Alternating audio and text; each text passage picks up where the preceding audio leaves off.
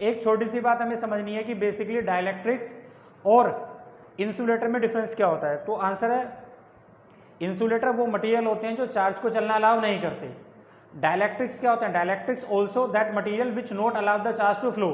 तो डाइलेक्ट्रिक भी चार्ज को चलना अलाउ नहीं करते, इंसुलेटर भी चार्ज को चलना अलाउ नहीं करते, दोनों में से इलेक्ट्रिसिटी कंडक्ट नहीं हो सकती। लेकिन दोनों में फ़र्क ये होता है कि जो डाइलेक्ट्रिक्स होते हैं वो इलेक्ट्रिक फील्ड के इफेक्ट में, जो डाइलेक्ट्रिक्स होते हैं वो इलेक्ट्रिक फील्ड के इफेक्ट में अपने चार्जेस की ओरिएंटेशन बदल सकते हैं। मतलब ओरिएंटेशन मतलब डायरेक्शन बदल सकते हैं कि चार्ज अगर एक जगह खड़ा है तो खड़ा तो वहीं रहेगा, सिर्फ क्या करेगा, अपनी डायरेक्शन बदल लेगा।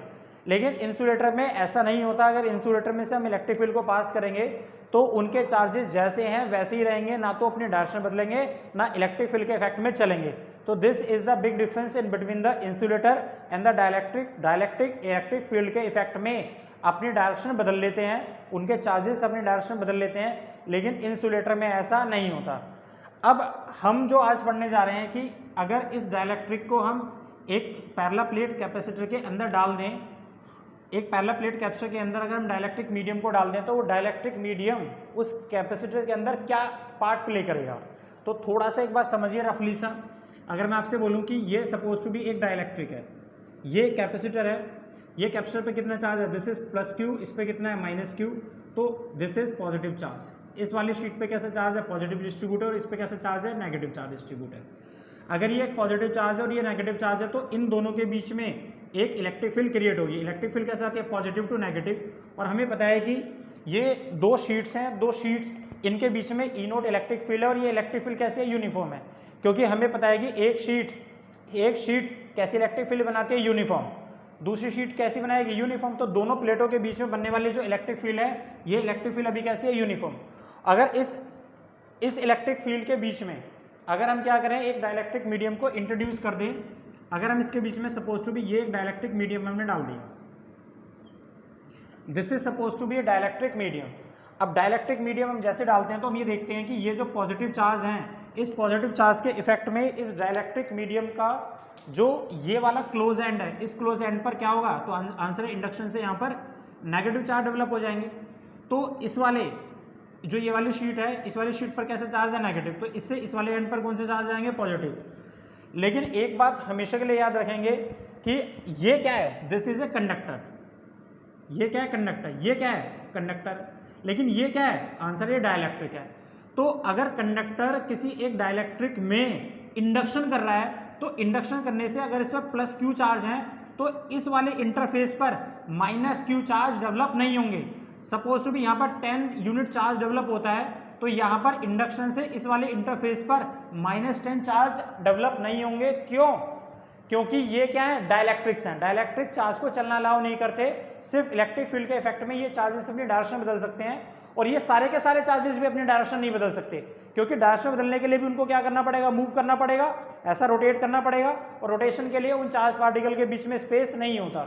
इसलिए जो charge particle strong electric field के इफेक्ट में हल्का फुल्का अपनी डायरेक्शन बदल लेते हैं, वो क्या करते हैं, ये चार्ज पार्टिकल जो अपने डायरेक्शन बदल लेते हैं वो क्या करते हैं, तो आंसर है वो पोलराइजेशन करते हैं। क्योंकि इस वाले एंड पर कौन से चार्ज आएंगे, नेगेटिव, तो दूसरे एंड पर कौन से चार्ज आएंगे, पॉजिटिव। तो फिर से मेरी बात को ध्यान रखिएगा, अगर इंडक्शन आप डाइलेक्ट्रिक्स में कर रहे हैं तो यहाँ पर अगर +10 चार्जेस हैं तो इसके इंटरफेस पर -10 चार्ज बिल्कुल भी डेवलप नहीं होंगे, क्योंकि डाइलेक्ट्रिक्स में चार्ज कहीं चल नहीं सकते, सिर्फ वो खड़े हुए हल्का फुल्का अपनी डायरेक्शन को बदल सकते हैं। तो जिन चार्ज पार्टिकल को स्ट्रॉन्ग अमाउंट में इलेक्ट्रिक फील्ड मिल जाती है, नज़दीक से मिल जाती है, वो थोड़े बहुत इस इंटरफेस पर अपनी डायरेक्शन को बदल लेते हैं, क्या कर देते हैं, तो आंसर है इंडक्शन कर लेते हैं। इसी तरह से ये नेगेटिव चार्ज भी क्या करते हैं, इंडक्शन करते हैं। तो ये पॉजिटिव ने इस डाइलेक्ट्रिक के इस इंटरफेस पर क्या करा, इंडक्शन किया। इंडक्शन करने से यहाँ पर कुछ नेगेटिव चार्ज डेवलप हो गए, तो इस वाले एंड पर कौन से चार्ज डेवलप होंगे, पॉजिटिव, क्योंकि ये नेगेटिव इस वाले डाइलेक्ट्रिक में से पॉजिटिव चार्ज को अपनी तरफ अट्रैक्ट करेगा। तो ultimately what we basically observe, तो हम ये ऑब्जर्व करते हैं कि यहाँ से ये इलेक्ट्रिक फील्ड यूनिफॉर्म थी, तो ये यूनिफॉर्म इलेक्ट्रिक फील्ड किस में से जा रही थी, आंसर है इस डाइलेक्ट्रिक से पास होकर जाती है, दिस इज E0। लेकिन अभी हमने ये ऑब्जर्व करा कि इस डाइलेक्ट्रिक के इस इंटरफेस पे पॉजिटिव चार्ज आ गया, इस इंटरफेस पे नेगेटिव चार्ज आ गया, तो ये डाइलेक्ट्रिक क्या करता है, तो आंसर है ये डाइलेक्ट्रिक भी इसके उल्टी डायरेक्शन में एक इलेक्ट्रिक फील्ड को इंड्यूस कर लेता है। तो this electric field is induced electric field. क्यों? क्योंकि इस डाइलेक्ट्रिक ने इस जो प्लेट के इफेक्ट में, ये वाले जो प्लेट थी पॉजिटिव और ये नेगेटिव, इस प्लेट के इफेक्ट में इस डाइलेक्ट्रिक ने क्या करा? आंसर है एक उल्टे डायरेक्शन में इलेक्ट्रिक फील्ड को इंड्यूस किया।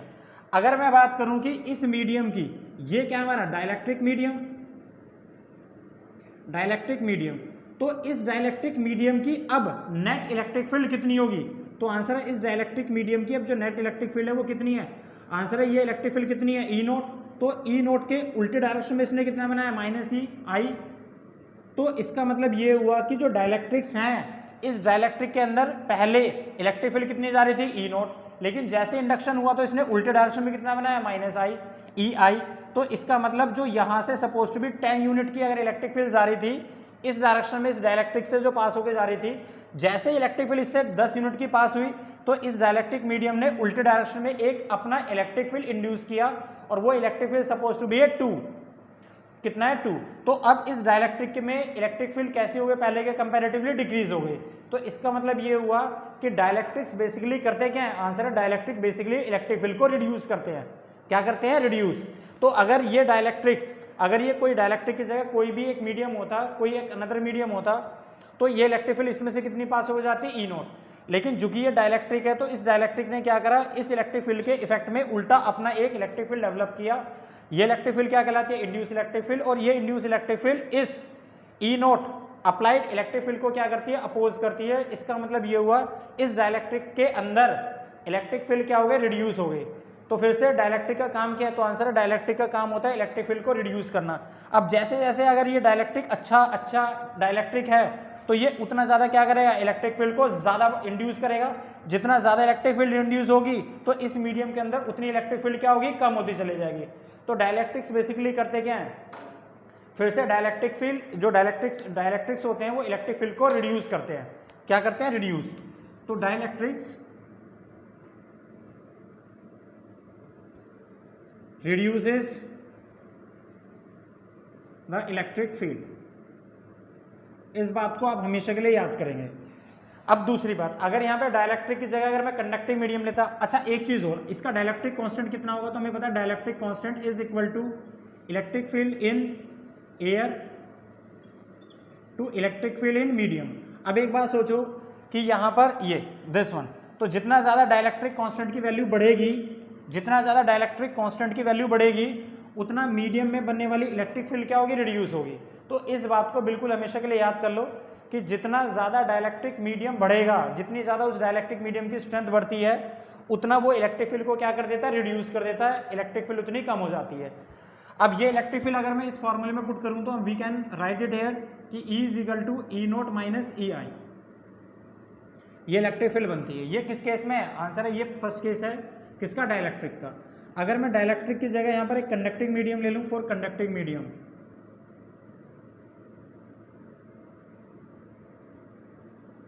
तो हमेशा के लिए याद रखना बेटे कि अगर मैं कंडक्टिंग मीडियम लूँ और ये दो प्लेट हैं, इस पर पॉजिटिव चार्ज है, यहाँ पर नेगेटिव, तो इस पर चार्ज कितना है? प्लस क्यू, यहाँ पर कितना है? माइनस क्यू, और इसको मार्क के साथ कनेक्ट कर देते हैं।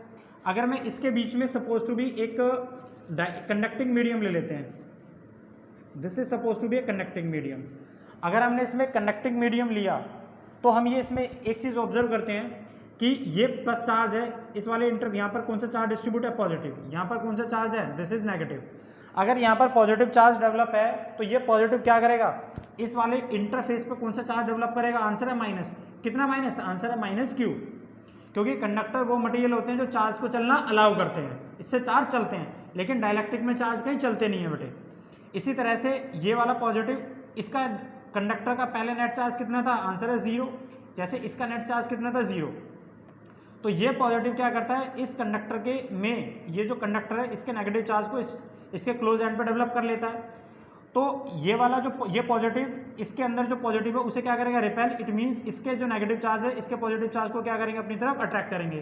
कितना? आंसर है दिस इज प्लस क्यू।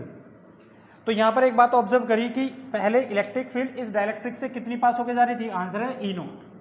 ये इलेक्ट्रिक फील्ड कितनी है? ई नोट। कितनी थी? ई नोट। लेकिन ये जो कंडक्टिंग मीडियम है, this is the conducting medium, तो इस कंडक्टिंग मीडियम से इलेक्ट्रिक फील्ड कितनी पास हो रही है, ई नॉट। लेकिन जैसे ही इलेक्ट्रिक फील्ड इस कंडक्टिंग मीडियम से पास होती है तो ये जो कंडक्टिंग मीडियम है ये क्या करता है, आंसर है, ये उल्टे डायरेक्शन में, this is positive and this is negative, ये उल्टे डायरेक्शन में इलेक्ट्रिक फील्ड बनाता है। कितने इलेक्ट्रिक फील्ड बनाता है, आंसर है same, this is E not. क्यों, क्योंकि जितना चार्ज इस पर पॉजिटिव है इस पर नेगेटिव है, और ये इलेक्ट्रिक फील्ड कैसी बन रही है, यूनिफॉर्म इलेक्ट्रिक फील्ड बन रही है, ई नॉट। ये किससे, इस मीडियम से पास होकर जा रही है, कंडक्टिंग मीडियम से। लेकिन हम ये ऑब्जर्व करते हैं कि ये जो डाइलेक्ट्रिक मीडियम, जो ये कंडक्टिंग मीडियम था, इस कंडक्टिंग मीडियम के इंटरफेस पे एक तरफ पॉजिटिव चार्ज डेवलप होता है, एक तरफ नेगेटिव, तो ये कंडक्टिंग मीडियम भी इसके उल्टे डायरेक्शन में एक इलेक्ट्रिक फील्ड बनाता है। कितनी इंड्यूस करता है, जितनी इस एयर ने करी थी, इस वाले दो प्लेटों ने की थी। तो इसका मतलब अब अगर मुझे इसकी इलेक्ट्रिक फील्ड निकालनी है इस कंडक्टिंग मीडियम में, तो वो इलेक्ट्रिक फील्ड होगी कितनी मीडियम में, तो आंसर है ई नॉट माइनस ई नॉट, कितना, 0। और ये बहुत बेसिक सी पहचान है हमारी कि किसी भी एक कंडक्टर के अंदर इलेक्ट्रिक फील्ड हमेशा कितनी होती है, 0। तो एक बात समझ में आई कि अगर किसी एक इलेक्ट्रिक फील्ड के अंदर अगर हम किसी एक कंडक्टिंग मीडियम को रख दें तो उस कंडक्टिंग मीडियम के अंदर इलेक्ट्रिक फील्ड कितनी होती है, 0। कितनी होती है कंडक्टिंग मीडियम के अंदर इलेक्ट्रिक फील्ड, 0। तो कंडक्टिंग मीडियम इलेक्ट्रिक फील्ड को कितना कर देता है, 0। कितना कर देता है, 0। अगर मैं इसके डाइलेक्ट्रिक कांस्टेंट की बात करूं तो K इजिकल टू कितना होता है, ई नॉट अपॉन में ई एल। तो अगर इलेक्ट्रिक फील्ड कंडक्टिंग मीडियम में कितनी है, 0 है, तो 1/0 कितना होता है, इन्फिनिटी। तो इसका मतलब ये हुआ dielectric constant for conducting medium कितना होता है, हमेशा इन्फिनिटी। कितना होता है, इन्फिनिटी। ये बहुत छोटी छोटी सी और बेसिक चीज़ थी जो हमें पता होनी चाहिए कि अगर डाइलेक्ट्रिक्स को अगर हम किसी इलेक्ट्रिक फील्ड में रखते हैं तो वो डाइलेक्ट्रिक्स क्या करते हैं, आंसर है डाइलेक्ट्रिक इलेक्ट्रिक फील्ड को छोटा कर देते हैं, रिड्यूस कर देते हैं। क्यों करते हैं, क्योंकि इंडक्शन मेथड से ये क्या करते हैं, उल्टे डायरेक्शन में एक इलेक्ट्रिक फील्ड बनाते हैं। लेकिन हमेशा ध्यान रखना कि जो इलेक्ट्रिक फील्ड, जिस इलेक्ट्रिक फील्ड में ये रखा उसके उल्टे डायरेक्शन में जो ये इलेक्ट्रिक फील्ड बनाते हैं ये उससे कम इलेक्ट्रिक फील्ड बनाते हैं। डाइलेक्ट्रिक्स, जिसकी इलेक्ट्रिक फील्ड में आपने इस डाइलेक्ट्रिक को प्लेस किया, ये डाइलेक्ट्रिक्स उस अप्लाइड इलेक्ट्रिक फील्ड के कंपैरेटिवली कुछ इलेक्ट्रिक फील्ड कम बनाते हैं। क्यों, क्योंकि डाइलेक्ट्रिक्स में चार्ज कहीं चलते नहीं है। लेकिन जो कंडक्टिंग मीडियम होता है, ये कंडक्टिंग मीडियम सेम अपने अंदर उतनी इलेक्ट्रिक फील्ड डेवलप करने की कोशिश करता है जिसकी इलेक्ट्रिक फील्ड के अंदर आपने इस कंडक्टिंग मीडियम को प्लेस किया है। इट मीन्स इस कंडक्टिंग मीडियम के अंदर नेट इलेक्ट्रिक फील्ड हमेशा कितनी होगी, 0। और ये बहुत पुरानी पहचान है। अगर कंडक्टिंग मीडियम के अंदर इलेक्ट्रिक फील्ड 0 हो गई तो इसका डाइलेक्ट्रिक कांस्टेंट कितना कंसीडर किया जाएगा, इन्फिनिटी। अब अगली बात सुनिए, कैपेसिटर का काम क्या होता है। कैपेसिटर एक वो डिवाइस होती है जिसका काम चार्ज को स्टोर करना होता है, और चार्ज के साथ क्या करता है, ये एनर्जी को भी स्टोर करता है, अरेस्ट करता है। अब एक अच्छा कैपेसिटर होने की सबसे बड़ी निशानी क्या है, तो आंसर है किसी भी एक अच्छे कैपेसिटर होने की सबसे बड़ी निशानी ये है कि एक कैपेसिटर उतना अच्छा तब कहलाता है जिसका चार्ज देने से पोटेंशियल कम बढ़ता है। हम किसी एक कैपेसिटर को चार्ज दिए जा रहे हैं और चार्ज देने से अगर उसका पोटेंशियल कम राइज हो रहा है तो वी विल कॉल अपॉन कि ये कैपेसिटर अच्छा कैपेसिटर होगा। अब अगली बात सुनिए, तो अगर हम ये बात करते हैं कि किसी एक इलेक्ट्रिक फील्ड के अंदर अगर एक कैपेसिटर है, एक कैपेसिटर के अंदर अगर हम एक डाइलेक्ट्रिक मीडियम को डालें तो डाइलेक्ट्रिक मीडियम क्या करेगा, तो आंसर है किसी एक कैपेसिटर के अंदर अगर हम एक डाइलेक्ट्रिक मीडियम को डालते हैं तो डाइलेक्ट्रिक मीडियम उस कैपेसिटर के अंदर इलेक्ट्रिक फील्ड को रिड्यूस कर देगा। क्या करेगा, इलेक्ट्रिक फील्ड को रिड्यूस कर देगा। अगर इलेक्ट्रिक फील्ड रिड्यूस होगी तो इट मीन्स पोटेंशियल डिफरेंस उन दोनों प्लेटों के बीच का कैसा हो जाएगा, वो भी डिक्रीज हो जाएगा। क्योंकि पोटेंशियल एक वो फिजिकल क्वांटिटी है जो इलेक्ट्रिक फील्ड की स्ट्रेंथ को मेजर करती है। अगर इलेक्ट्रिक फील्ड वीक हो गई तो पोटेंशियल डिफरेंस इन दोनों प्लेटों के बीच का वो क्या होगा, वो भी डिक्रीज होगा। अगर पोटेंशियल डिफरेंस डिक्रीज हो रहा है, what does it mean by, it means उसका कैपेसिटेंस क्या होगा, इंक्रीज हो जाएगा। तो ये बात आप हमेशा के लिए याद करेंगे कि जब हम कोई एक डाइलेक्ट्रिक मीडियम किसी एक कैपेसिटर के अंदर अगर डाल दें तो उसका कैपेसिटेंस क्या होगा, इंक्रीज हो जाएगा। और दूसरी बात, अगर यहीं पे अगर मोटे मोटे तौर पे बात करें कि अगर किसी एक कैपेसिटर के अंदर अगर हम कंडक्टिंग मीडियम डाल दें तो उसका कैपेसिटेंस कितना होगा, तो हमें एक बात पता है कि कंडक्टिंग मीडियम में इलेक्ट्रिक फील्ड कितनी हो जाती है, तो आंसर है कंडक्टिंग मीडियम डालने पर इलेक्ट्रिक फील्ड 0 हो जाती है। अगर इलेक्ट्रिक फील्ड 0 हो गई तो पोटेंशियल 0 हो गया। अगर पोटेंशियल 0 हो गया तो कैपेसिटेंस कितना हो जाएगा, तो आंसर है कैपेसिटेंस इन्फिनिटी हो जाएगा।